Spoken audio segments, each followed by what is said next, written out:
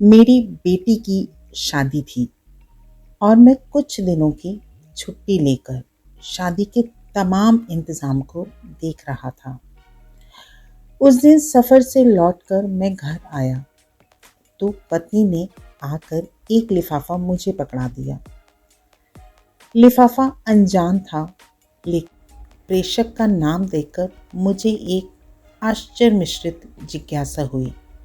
अमर विश्वास, एक ऐसा नाम जिसे मिले मुझे वर्षों बीत गए थे। मैंने लिफाफा खोला तो उसमें $1,00,000 के चेक और एक चिट्ठी थी। इतनी बड़ी राशि, वह भी मेरे नाम पर। मैंने जल्दी से चिट्ठी खोली और एक ही सांस में सारा पत्र पढ़ डाला। पत्र किसी परी कथा की तरह मुझे अचंभित कर गया। लिखा था, आदरणीय सर, यह छोटी सी भेंट आपको दे रहा हूँ। मुझे नहीं लगता कि मैं आपके एहसानों का कर्ज कभी उतार पाऊँगा। ये उपहार मेरी अनदेखी बहन के लिए है। घर पर सभी को मेरा प्रणाम। आपका अमर। मेरी आंखों में वर्षों पुराने दिन सहसा किसी चलचित्र की तरह तैर गए। मैं टहलते हुए एक किताबों की दुकान पर अपनी मनपसंद पत्रिकाएं उलट पुलट रहा था कि मेरी नज़र बाहर पुस्तकों के एक छोटे से ढेर के पास खड़े एक लड़के पर पड़ी। वह पुस्तक की दुकान में घुसते हुए हर संभ्रांत व्यक्ति से कुछ अनुनय विनय करता और कोई प्रतिक्रिया न मिलने पर वापस अपनी जगह पर आकर खड़ा हो जाता। मैं काफ़ी देर तक मूक दर्शक की तरह यह नज़ारा देखता रहा। पहली दफ़ा में यह फुटपाथ पर दुकान लगाने वालों द्वारा दी जाने वाली सामान्य सी व्यवस्था लगी, लेकिन उस लड़के के चेहरे की निराशा सामान्य नहीं थी। वह हर बार नई आशा के साथ अपनी कोशिश करता और फिर वही निराशा। काफ़ी देर उसे देखने के बाद मैं अपनी उत्सुकता दबा नहीं पाया और उस लड़के के पास जाकर खड़ा हो गया।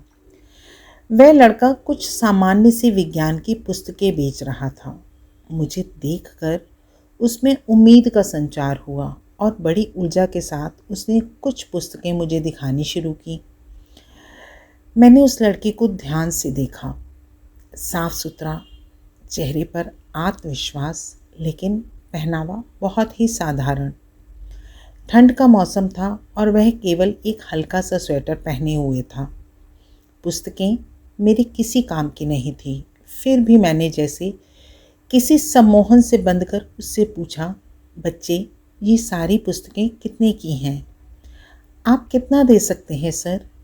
अरे, तुमने कुछ तो सोचा होगा। आप जो दे देंगे, लड़का थोड़ा निराश होकर बोला। तुम्हें कितना चाहिए? उस लड़के ने अब यह समझना शुरू किया कि मैं अपना समय उसके साथ। 5,000 रुपये, वह लड़का कुछ कड़वाहट में बोला। इन पुस्तकों का कोई 500 भी दे दे तो बहुत है। मैं उसे दुखी नहीं करना चाहता था, फिर भी अनायास मुंह से निकल गया। अब उस लड़के का चेहरा देखने लायक था, जैसे ढेर सारी निराशा किसी ने उसके चेहरे पर उड़ेल दी हो। मुझे अब अपने कहे पर पछतावा हुआ।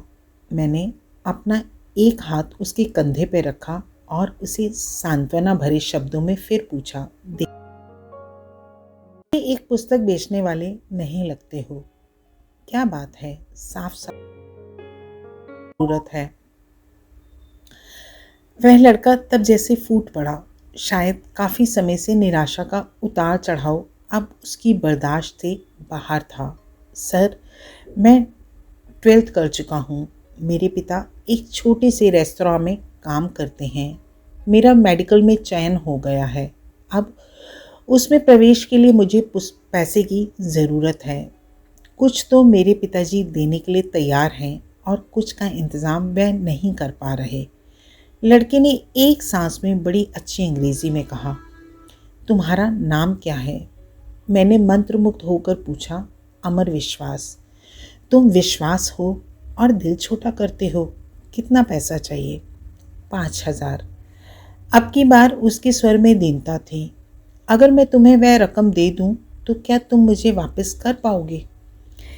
इन पुस्तकों की इतनी कीमत तो है नहीं। इस बार मैंने थोड़ा हंसकर पूछा। आपने ही तो कहा।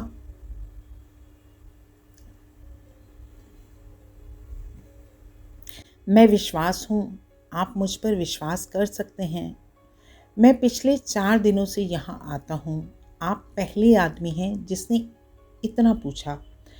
अगर पैसे का इंतज़ाम नहीं हो पाया तो मैं भी आपको किसी होटल में कप प्लेटें धोता हुआ दिखूंगा। उसके स्वर में अपने भविष्य की डूब जाने की उसके स्वर में न जाने क्या बात थी जो मेरे जेहन में उसके लिए सहयोग की भावना तैरने लगी। मस्तिष्क उसे एक जालसा से ज़्यादा कुछ मानने के लिए तैयार नहीं था, जबकि दिल में उसकी बात को स्वीकार करने का स्वर उठने लगा था। आखिर में दिल जीत गया। मैंने अपने पर्स से 5,000 रुपये निकाले जिनको मैं शेयर मार्केट में निवेश करने के लिए सोच रहा था और उसे पकड़ा दिए। वैसे इतने रुपए तो मेरे लिए भी मायने रखते थे, लेकिन ना जाने किस मोह ने मुझसे वह पैसे निकलवा लिए। देखो बेटे, मैं नहीं जानता कि तुम्हारी बातों में, तुम्हारी इच्छा शक्ति में कितना दम है, लेकिन मेरा दिल कहता है कि तुम्हारी मदद करनी चाहिए, इसलिए मैं ये कर रहा हूँ। तुमसे 4-5 साल छोटी मेरी बेटी भी है, मिनी। सोचूंगा उसके लिए कोई खिलौना खरीद लिया। मैंने पैसे अमर की तरफ बढ़ाते हुए कहा। अब अमर हतप्रभ था। शायद उसे यकीन नहीं आ रहा था। उसकी आंखों में आंसू तैर आए। उसने मेरे पैर छुए और आंखों से निकली 2 बूंदें मेरे पैरों को चूम गईं। ये पुस्तकें मैं आपकी गाड़ी में रख दूं? नहीं, कोई ज़रूरत नहीं। इन्हें तुम अपने पास रखो और यह मेरा कार्ड है। जब भी कोई ज़रूरत हो मुझे बताना। वह मूर्ति बनकर खड़ा रहा। मैंने उसका कंधा थपथपाया, कार स्टार्ट की और आगे बढ़ गया।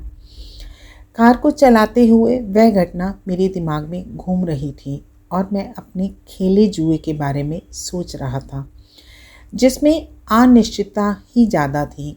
कोई दूसरा सुनेगा तो मुझे एक भावुक मूर्ख से ज़्यादा कुछ नहीं समझेगा। इसलिए यह घटना किसी को न बताने का मैंने फैसला लिया। दिन गुजरते गए।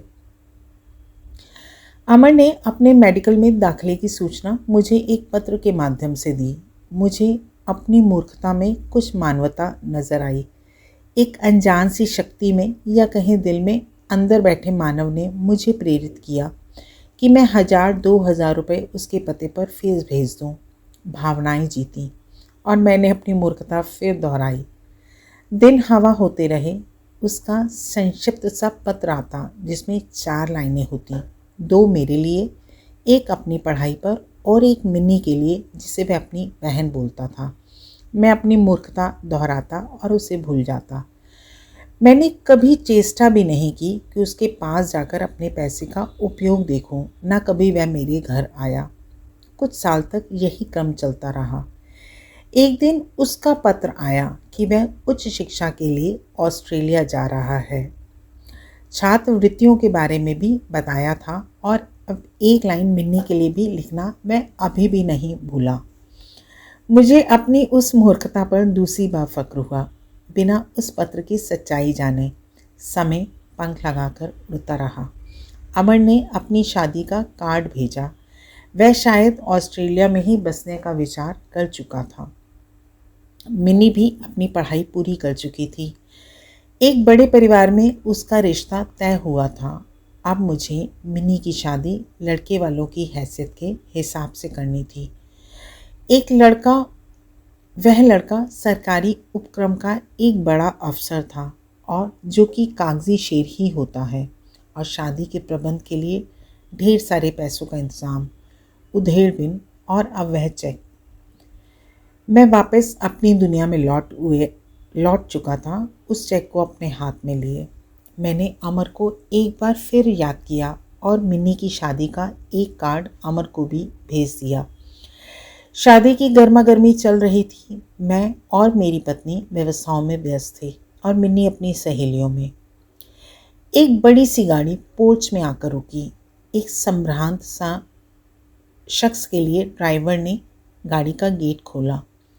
जो उस शख्स के साथ उसकी पत्नी, जिसकी गोद में एक बच्चा था, दोनों गाड़ी से बाहर निकले।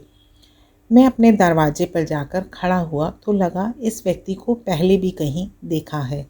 उसने आकर मेरी पत्नी और मेरे पैर छुए। सर, मैं अमर, वह बड़ी श्रद्धा से बोला।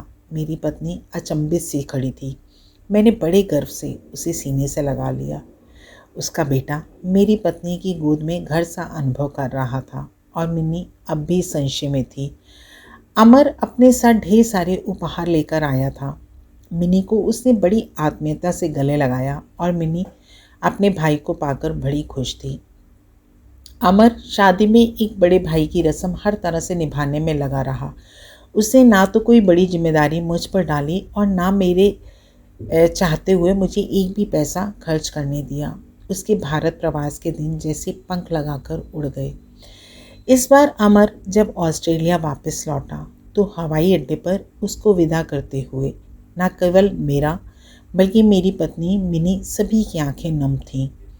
हवाई जहाज ऊंचा और ऊंचा आकाश को छूने चल दिया और इसी के साथ मेरा विश्वास भी आसमान छू रहा था। मैं अपनी मूर्खता पर एक बार फिर गर्वित था और सोच रहा था, इस नश्वर संसार को चलाने वाला कोई भगवान और कोई हमारा विश्वास है। कैसी लगी आपको ये आज की कहानी? क्योंकि आज भी कहीं ना कहीं इंसानियत ज़िंदा है। तो इसी तरह की कहानियों से और विचारों से जुड़े रहने के लिए आपको सब्सक्राइब करना है मेरा चैनल जीवन के आयाम। कुछ नई रचनाओं और चुनिंदा कहानियों के साथ आपसे फिर जुड़ूंगी अपने इस चैनल के माध्यम से, जिसका नाम है जीवन के आयाम। आप सभी को पूजा खत्री का साधुवाद, प्रणाम।